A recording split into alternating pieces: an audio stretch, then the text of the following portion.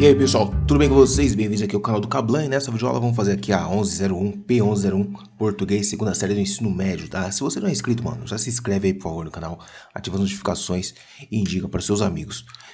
Aproveita, dá uma bisoiada aqui no canal que você vai ver muito vídeo, tem mais de 800 vídeos, então é vídeo pra caramba, hein, tá?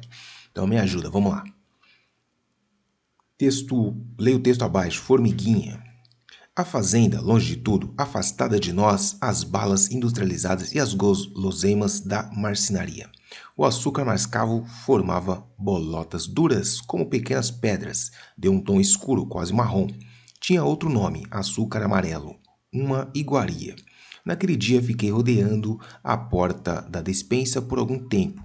Estava bem perto de onde se guardava a preciosidade. Fiquei olhando a porta fechada e o movimento das outras crianças que terminavam de almoçar. Isabel, vamos brincar de pegar lá fora? Não, estou brincando com Léo e o Theo. O sol está forte.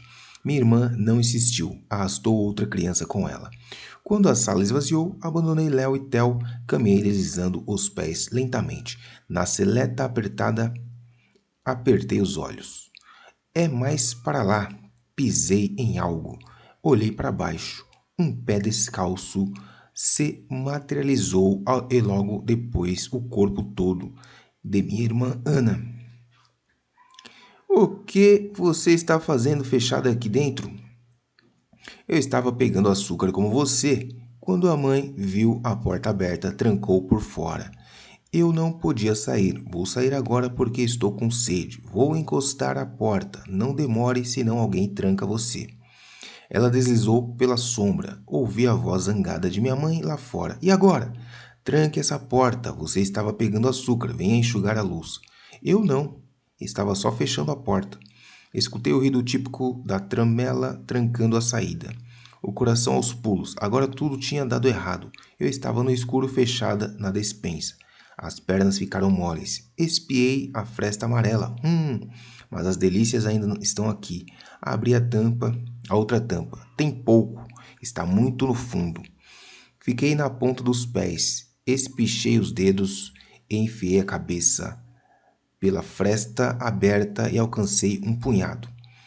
A tramela se moveu, a porta se abriu. Saia daí, a mãe vai desconfiar. Você fica fazendo barulho.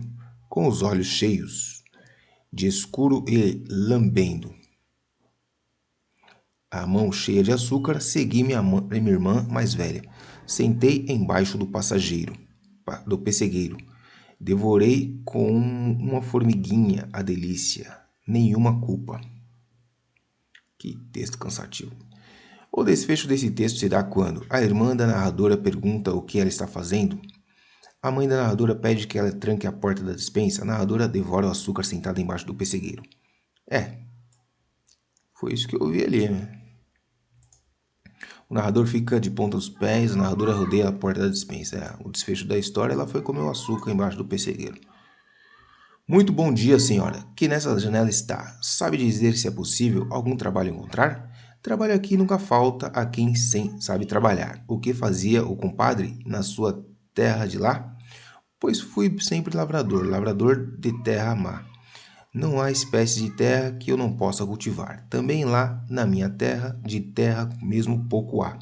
Mas até a calva da pedra sinto-me capaz de arar. O valor humano em evidência nesse texto é a capacidade de criar amizades duradouras, a exaltação dos elementos da natureza, a felicidade encontrada nas coisas simples, a importância dada ao próprio trabalho, a solidariedade no ambiente de trabalho. O cara, ele tem habilidade no trabalho aí, ele valorizou bem.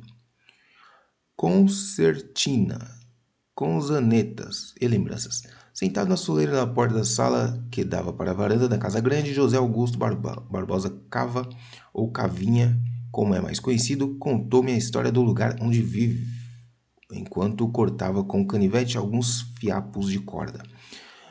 Era aqui, nessa venda e em seu entorno que passávamos aos domingos. Venda do Bela Vista, à direita era o bairro do Barreiro e à esquerda, Poncinho. Para chegar até lá, caminho era longo, e quando chegávamos festas, contações de causos e histórias de antigos moradores não faltavam. O cenário composto por varais de arames que entrelaçavam réstias de cebola e alho, peças das igualáveis mortandelas, vidros de caramelos coloridos, uma mistura de cheiros, sabores inesquecíveis. No alpendre da venda ficava um italiano solitário, tocando uma concertina. Esse óculos aqui tá me enchendo. Uma conzaneta, disfarçando as lágrimas e as lembranças desse lugar. Assim com o olhar faceiro, Cavinha continuou sua história. Ali, logo em frente à venda, era o campo de futebol, quando os campeonatos Poncinho versus Barreiro. Domingos movimentados. Ao lado esquerdo da venda era o campo de bocha. Seu olhar buscava encontrar em vão o cenário de outrora. O barulho dos domingos, das conzonetas, do campo do futebol e da bocha há muito não existe mais. Deu lugar ao silêncio ocupado pela cana. Ainda restam algumas árvores, entre elas a mangueira e o pé de ipê amarelo do lado da capela, junto com as minhas lembranças. Qual trecho desse texto evidencia que o narrador participa da história? Sentado na soleira da porta da sala que dava para a varanda da casa grande, continuou-me a história do lugar onde vivo, enquanto cortava os fiapos. No alpendre da venda ficava o italiano solitário. Há muito não existe mais, deu lugar ao silêncio ocupado pela cana.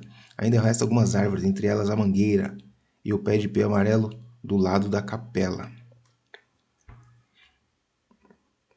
Qual trecho desse texto evidencia que o narrador participa da história? Sentado na soleira da porta da sala que dava para a varanda da casa grande. É isso mesmo. José Augusto Canvo Cavinha, como é mais conhecido, contou-me a história do lugar. Então ele contou, o narrador, contou a história do lugar. Então participa da história. É aqui mesmo. Nesse parágrafo aí. Chocolate. Chocolate branco é chocolate sim. Eu explico os motivos.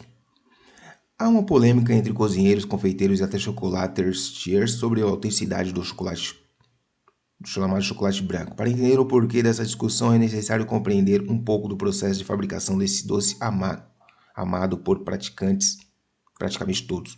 A origem do chocolate é o cacau. A amêndoa desse fruto é removida e passa por secagem para remover o excesso de líquido. Depois, enfrenta um processo de torra e, em seguida, moagem. Remove-se a casca da castanha e a tritura, resultando em um aromático creme, devido ao alto teor de gordura, a pasta de cacau. Dessa pasta tem quase 50% de gordura. Por último, ela é separada em manteiga de cacau e o bolo de cacau. Pela combinação de pasta, bolo, açúcar, chega-se ao chocolate amargo, ao leite e ao branco, sem o bolo. Aí que entra a polêmica. Alguns não consideram esse último um verdadeiro chocolate, pois não tem o bolo do cacau. O curioso é que os defensores da exclusão deste derivado de manteiga de cacau colocam essa opinião como absoluta, porém não há regulamentação ou lei sobre o tema.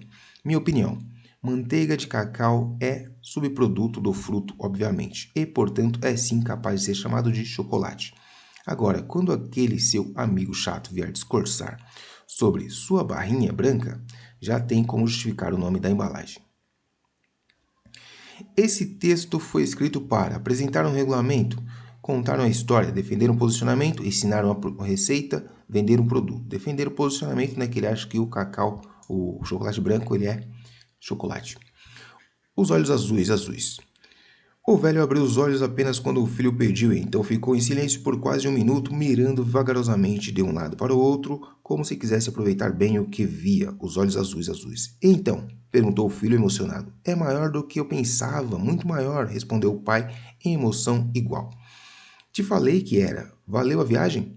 O filho sorriu, nozinho teimoso na garganta.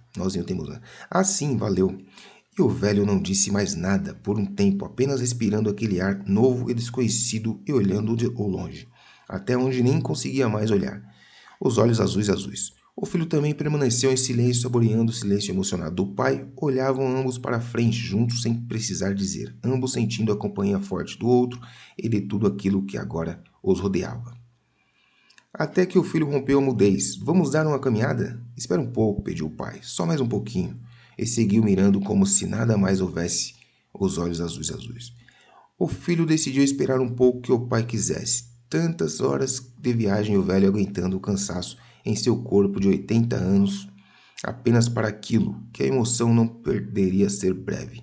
E ficaram assim bem uns 5 minutos, sem dizer palavra, até que o pai finalmente se voltou para o filho e disse que agora poderiam caminhar. E foi nessa hora que o filho se surpreendeu, ao perceber que os olhos do pai, a vida inteira, eram tão castanhos, haviam ficado azuis, nesta primeira vez que ele via o mar. Essa história acontece em um avião, um mirante, um parque, uma praia. Bom, tá falando de praia, mar, né? Praia, se é o mar, é praia. Gatos, os cactos não. Em pleno começo de madrugada, já cansei de ler isso aqui. O início dessa história se dá quando o narrador acomoda os livros e a terra no lugar. A narradora pede por sono e espera adormecer. A narradora recolhe os cactos do chão. Os gatos derrubam os cactos no chão. Os gatos esperam na porta do quarto. Vou ter que ler. De acordo-me com o estrondo, ainda não decidi se preferia tê-lo ouvido ou não. Talvez resolvesse-lo na manhã seguinte. Fosse algo a ter considerado, mas no calor da indignação só pensei naquele gato. Bom, então é isso. O gato derrubou alguma coisa e fez um barulho. Lá estavam os 2 cactos que dividiam o mesmo vaso atirados no chão. Então é isso aí. Então vamos ver aqui. Começa quando a narradora perde o sono. A narradora recolhe os gatos derrubam os cactos no chão. Assim começa. Que acordou a mulher e a mulher foi lá ver. O tempo em que esse texto ocorre está evidenciado no trecho, em pleno começo da madrugada, no começo do mês inédito e tão esperado. Lá estavam os 2 cactos. Os cactos faziam, fiz tudo para... Fechei as portas. O tempo que ocorreu aí foi na madrugada. O tempo em que o texto ocorre. Fiz tudo para recomendar os cactos no lugar, fechei a porta, prometi nunca mais entrar aqui. É isso aí. Dom Casmurro, capítulo 2 do livro. Agora que expliquei o título, passo a escrever o livro. Antes disso, porém, digamos os motivos que me põem a pena na mão. Vivo só, com um criado. Tenho chacarinha, flores, legume, uma casuarina, um poço e lavadouro. Uso louça velha e mobília velha. Enfim, agora como outrora, há aqui o mesmo contraste de vida interior, que é pacata, com o exterior, que é ruidosa. Entretanto, vida diferente não quer dizer vida pior. É outra coisa. A certos respeitos, aquela vida antiga parece-me despida de muitos encantos que lhe achei. Em verdade, pouco apareço e menos falo. Distrações raras. O mais do tempo é gasto em horas jardinar e ler. Como bem, não durmo mal. Ora, como tudo cansa, esta monotonia acabou por exaurir-me também. Quis variar e lembrou-me escrever um livro. Jurisprudência, filosofia, política acudiram-me, mas não me acudiram as forças necessárias. Foi então que os bustos pintados nas paredes entraram a falar-me e a dizer-me que, uma vez que eles não alcançavam reconstituir-me os tempos idos, pegasse da pena e contasse alguns. Talvez a narração me desse a ilusão e as sombras viessem perpassar ligeiras como ao poeta. Fiquei tão alegre com esta ideia que ainda agora me treme a pena na mão. Sim, Nero Augusto Massinissa, e tu, grande César, que me incitas a fazer o meu comentário, agradeço-vos o conselho e vou deitar ao papel as reminiscências que me vierem vindo. Deste modo, viverei o que vivi e assentarei a mão para alguma obra de maior tomo. Eia, começamos a evocação por uma célebre tarde de novembro, que nunca me esqueceu. Tive outras muitas melhores e piores, mas aquela nunca se me apagou do espírito. É o que vais entender lendo. Qual trecho desse texto apresenta o fato que motiva a narrativa? Tenho chacarinha, uso louça velha. Entretanto, a vida diferente não quer dizer Pior, outra coisa. Quais variar lembrou-me escrever o livro? Quis variar, lembrou. É o que vai... Bom, ele quis variar, né? A vida dele é monótona, lá ele quis variar e vai escrever o livro. Então, qual trecho desse texto apresenta o fato que motiva a narrativa? É escrever o livro. É isso. Olha aí, ó. Apontador, apontador. Não desperdice, não desaponte quem precisa. Esse texto foi escrito para contar uma história, convencer o leitor, descrever uma cena, divertir o leitor e ensinar uma tarefa. Doe material escolar usado. Convencer o leitor. Contar uma história, convencer o leitor, descrever uma cena, divertir o leitor e ensinar uma tarefa. É convencer o leitor a doar o material usado, né? Emília. Afinal concordou em escrever as memórias naquele papel da casa, com pena comum e tinta de Dona Benta. Estavam os dois fechados no quarto dos Badulaques. Servia de mesa um caixãozinho e a cadeira um tijolo. Emília passeava de um lado para o outro, de mãos às costas. Ia ditar. Vamos, disse ela depois de ver tudo pronto. Escreva bem no alto do papel. Memórias da Marquesa de Rabicó, em letras bem graúdas. O Visconde escreveu. Memórias da Marquesa de Rabicó. Agora escreva, capítulo 1º. Isso de começar não é fácil. Muito mais simples é acabar. Pinga-se um ponto final e pronto. Mas começar é terrível. Emília pensou e por fim disse. Bate um ponto de interrogação. Ou antes, bate vários pontos de interrogação. E Visconde abriu a boca. Vamos, Visconde. Bote aí 6 pontos de interrogação, insistiu a boneca. Não vê que estou indecisa, interrompendo-me a mim mesma? Interrogando-me a mim mesma? E foi assim que as memórias da Marquesa de Rabicó principiaram de um modo absolutamente imprevisto. Capítulo 1º, um monte de interrogação. Emília contou os pontos e achou 7. O Visconde começou a soprar e a abanar-se. É que o começo é difícil, Visconde. Há tantos caminhos que não sei qual escolher. Posso começar de 1000 modos. Sua ideia qual é? Minha ideia, disse o Visconde, é que comece como quase todos os livros de memórias começam, contando quem está escrevendo, quando esse quem nasceu, em que cidade, etc. As aventuras de Robinson Crusoe, por exemplo, começam assim. Nasci no ano de 1632, na cidade de Nova York, né, filho de gente arranjada, etc. Ótimo, exclamou Emília. Nasci de uma saia velha de tia Anastácia. Tia Anastácia foi me consertando e narizinho também. Mas nasci muda como os peixes. Um dia aprendi a falar. Sei como foi a história, disse Visconde. Você engoliu uma falinha de papagaio. Está errado. Fiquei falante com uma pílula que o cérebro do Dr. Caramujo me deu. Narizinho conta que a pílula era muito forte, de modo que fiquei falante demais. Quem é o personagem principal dessa história? Dona Benta, Dr. Caramujo, Emília, tia Anastácia ou Visconde? Emília, né? Que é a boneca, não é isso? É Emília aqui, né? Emília, afinal concordou, é. Colírio. Denise abriu... Essa história acontece em uma... vou ter que ler aqui. Farmácia. Pacotinho pardo da farmácia. O frasco contra a luz, rótulo abriu, fresco, pronto, agora podia monitorar quanto líquido ainda existia. Era simples assim, ela comprava o colírio, nada acontecia, em várias ocasiões. Ela poderia perceber a quantidade de líquido no frasco, a sensação que ela tinha. Conjecturou que ela deixasse a embalagem estampada, o líquido devia ser evaporado. Um dia, logo após o colírio, tocou, atendeu esse colega da faculdade. Indicações de hotéis no interior do estado. Claro, toda a conversa, não sei o que, os olhos, não sei o que lá. Em casa, né? Pelo que eu entendi aqui, é em casa, né? A história acontece em casa. Deixa eu ver de novo. Abriu o pacotinho pardo da farmácia e encarou o frasco contra a luz. O rótulo cobria o frasco inteiro, tornando impossível perceber quanto líquido existia. Com um estilete, ela arrancou com cuidado um pedaço do rótulo. Pronto, agora ela podia monitorar quanto líquido ainda existia. Era sempre assim. Ela comprava um colírio e do nada ele aparecia vazio. Em várias ocasiões, ela pôs a culpa no rótulo.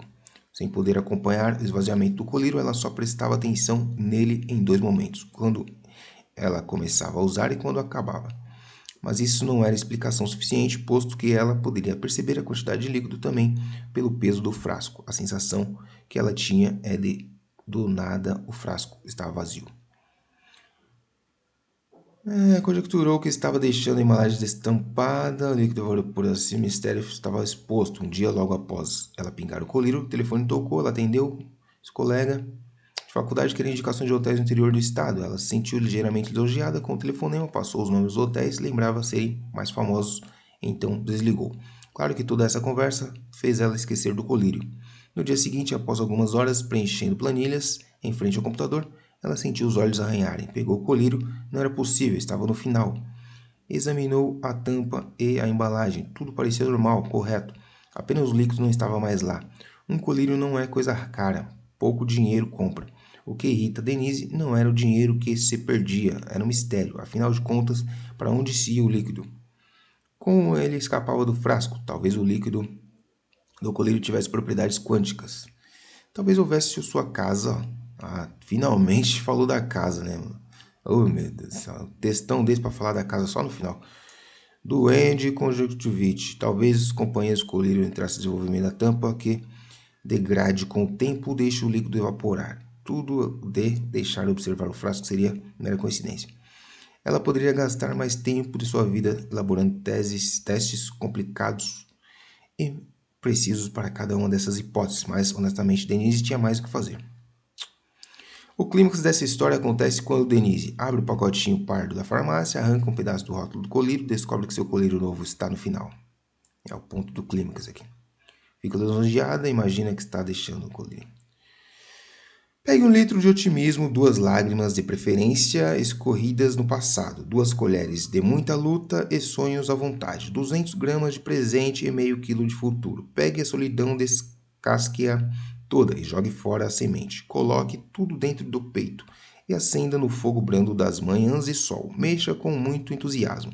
Ao ferver, não esqueça de colocar uma dose de esperança e várias gotas de liberdade. Sorriso largo e abraços apertados, para dar um gosto especial. Quando pronto, assim que os olhos começarem a brilhar, sirva-o de braços abertos. Sérgio Vaz. Sérgio Vaz é zica, mano. Sérgio Vaz é zica lá da Zona Sul, lá o moleque do Capão. Como é que é? Da Sul, né? Fundador lá. Esse texto é um cardápio, um manual de instrução, um poema, né? Sérgio Vaz é poeta.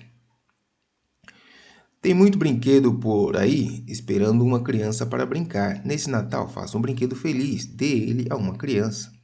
Preciso de um dono para brincar. Este texto é um cupom de desconto, um manual do jogo, um rótulo de embalagem, uma campanha, uma charge. Campanha para doar brinquedo, né, mano? Dia de feira. A vontade era de permanecer mais tempo na cama. O melhor sono sempre é pela manhã, perto da hora de iniciar as atividades diárias. Levanta, menino. Já estamos atrasados para a feira. Com os olhos ainda fechados, eu levantava e ia tomar café. Todos os sábados essa rotina se repetia. Eu ia para a feira ajudar minha mãe com as sacolas. Andávamos no meio das pessoas disputando lugar, em busca da melhor promoção. A fruta que, para mim, estava boa, não servia para a mamãe. E tome sacolas nas mãos. Depois de 1 hora na feira, os braços já estavam exaustos, enquanto as pernas clamavam por um descanso. Vamos comer um pastel e ir embora.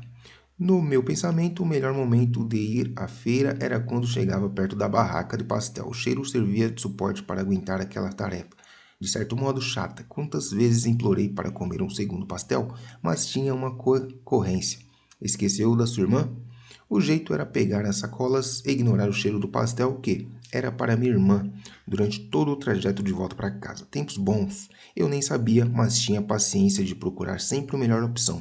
Hoje nem o cheiro do pastel me anima mais para ir à feira. O que dá início a essa história é o fato de um menino aproximar-se da barraca, implorar para comer pastel, ir à feira para ajudar a mãe, levantar-se para tomar café, percorrer o trajeto para sua casa. Fato de um menino ir à feira para ajudar a mãe, né? Então ele acorda cedinho lá, levantar-se para tomar café. O que dá início a essa história é o fato de um menino. A vontade era permanecer em melhor sono pela manhã. Levanta, menino, já estamos atrasados para a feira. ir à feira ajudar sua mãe com as compras. Eu acho que é isso aí, né? Se bem que primeiro ele acorda, né? O fato é que começou mesmo ele acordando, né? A vontade era de... Ó, melhor sono pela manhã. Começou acordando, né? Mas ele não levantou. Opa, ele acordou, mas não levantou. Levantou depois. Amigos imaginários, de novo, mano, esse texto aqui não vou ler não, porque eu já li lá na prova do terceiro ano, tá? Então leia você aí.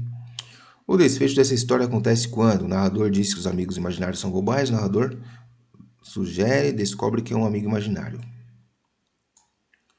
Qual trecho desse texto apresenta um fato? Esse aqui também eu fiquei em dúvida, na outra e nessa também continua com dúvida também. Mas eu vou continuar na D aqui, tá? Mas eu não tenho nem certeza, não sei. Fazia gargalhar naquela tarde, não sei isso aí. Bicho preguiça, também tem lá na outra prova, não vou ler não, mano. Nesse texto aí, ó, os nomes científicos das espécies aqui, ó, isso aqui é científico. Gigante azul gelado. Oxe, de novo, mano.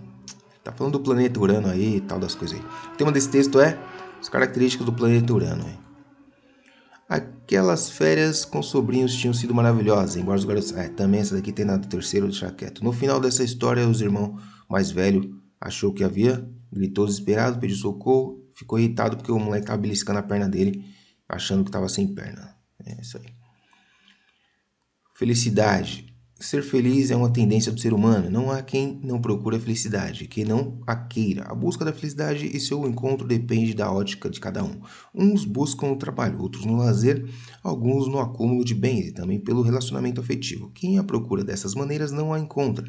Encontram sim o contentamento, uma alegria passageira. Prosseguem na busca. Ser feliz é ter paz, é viver na fraternidade, na compreensão, é amar, viver na fé, é saber enxergá-la nas pequenas coisas que nos cercam. A tese defendida pelo autor desse texto é de que a felicidade está nas pequenas coisas. Relacionamento, trabalho, nada a ver. O azulão e os tico-ticos. Vixe, aí ferrou, hein, mano. Bom, ante as vaias dos tico-ticos e outras aves, o azulão torna ainda mais perfeita sua canção. Com isso, revela uma atitude de autoconfiança, rancor, ingenuidade, ignorância e revolta. Ingenuidade. Ixi, tem que ler aqui.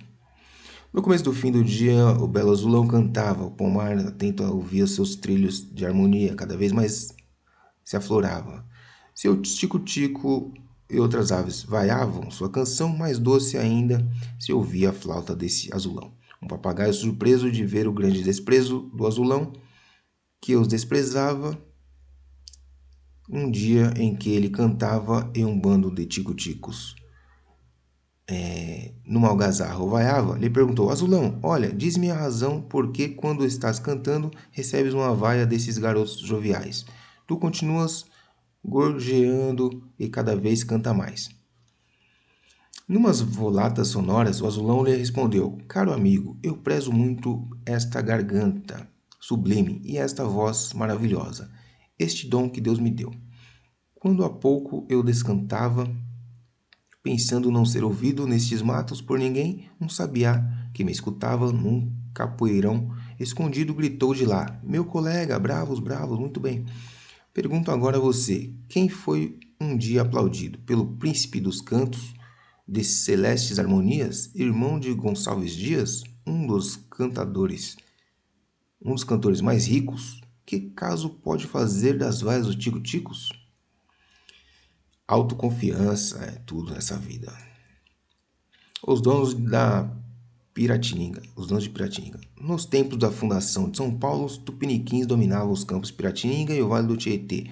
O Planalto era povoado por várias aldeias tupis. Os índios desciam para o litoral na época do frio para pescar e foram os responsáveis pela criação de várias trilhas, a maioria usada pelos jesuítas e portugueses. Os tupis eram formados por diversos grupos indígenas que, na sua maioria, viviam para a guerra. Tinham na sua força a coragem e profundo orgulho. Entre as famílias tupis predominavam na ilha de São Vicente os tamoios. Quando a expedição portuguesa chegou em 1532, é importante ressaltar que o cacique Tibiriçá, chefe de uma parte da nação indígena estabelecida nos campos de Piratininga, com sede na aldeia de Inhampoambu, eita nós, foi grande colaborador dos jesuítas e portugueses, defendeu muitas vezes São Paulo de ataques de outras tribos e facilitou o trabalho de catequese. Seus restos mortais se encontram hoje depositados em uma cripta na Catedral da Sé. Analisando o título das informações do texto, é correto afirmar que a expressão os donos de Piratininga refere-se aos índios que moravam em São Paulo na época da fundação, portugueses, jesuítas, índios, né? Os índios que moravam aqui. Um pedido de casamento pode ser simples ou grandioso. Isso aqui caiu na avaliação diagnóstica de entrada. Então não vou ler não. Isso aqui o cara pediu a mulher em casamento lá na Aurora Boreal, não sei das contas lá. No trecho, ele decidiu mirar alto. A expressão destacada foi usada para demonstrar orgulho, expressar impaciência, indicar fingimento, teimosia, sugerir ousadia. Leia novamente o texto. A informação principal desse texto está no trecho. Foi ao encontro da maior produtora de espetáculos. Dele pediu a mãe... isso aqui, ó. A informação principal do texto é isso aqui. Pediu a mão da menina na Aurora Boreal. Jogo Banco Imobiliário. Isso aqui, instruções do jogo Banco Imobiliário. Ó. Tem aqui as peças do jogo. Aqui o que tem que fazer, né? As regras do jogo. E as dicas. Então eu vou de material do jogo, as regras e objetivos e estratégias. E é isso, mano. Então, se ficou alguma dúvida aí, assista o vídeo também da terceira série pra você ver, pô, você quer aprender ou você não quer, mano. Então, é isso. Se eu te ajudei, se você usou esse vídeo aqui, se foi útil pra você, deixa seu like, ativa as notificações e também, mano, se inscreve, por favor, porque você vem aqui, assiste o vídeo e não se inscreve, é muito triste. Então, fica o meu pedido aí. Tchau. E aí, amiguinho, gostou do vídeo? Se você gostou, se você curtiu, quer aprender muito mais, se inscreve no canal, ativa as notificações e deixa o seu like. Também segue o professor lá no @procablan, tá certo? Ajuda o Pro. É nóis, tamo junto, até a próxima.